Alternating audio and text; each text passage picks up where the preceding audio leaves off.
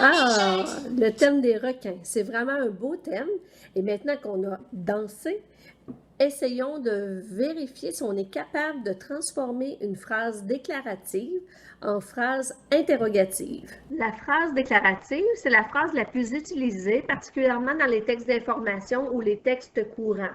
Donc, la phrase déclarative nous donne tout simplement une information, comme ici, par exemple, je parle au téléphone avec ma mère. Alors, c'est une information.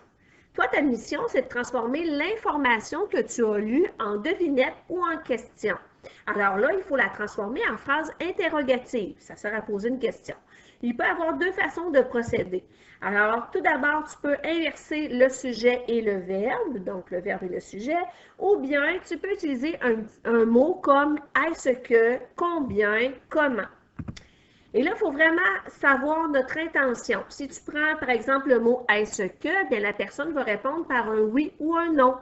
Si tu utilises le qui, bien, on cherche une personne, le nom d'un animal. Si tu utilises le où, on cherche un endroit. Le comment, c'est pour savoir la manière, de quelle manière que ça fonctionne, que ça se déroule. Combien, c'est une quantité.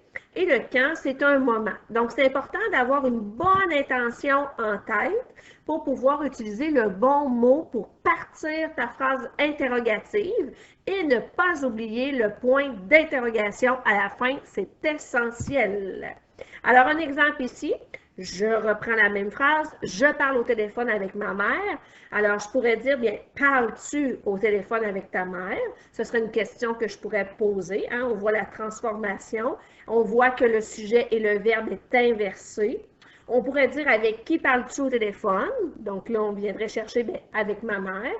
Est-ce que tu parles au téléphone avec ta mère?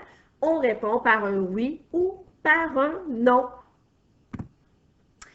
Et là, bien, c'est à toi de prendre ton sujet, de réfléchir à ce que tu voudrais demander à propos des informations que tu as recueillies. Est-ce que tu veux savoir une quantité, un endroit?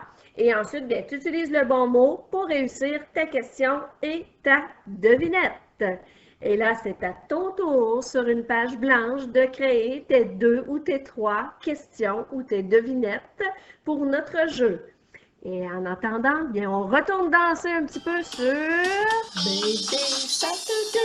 Danse avec nous!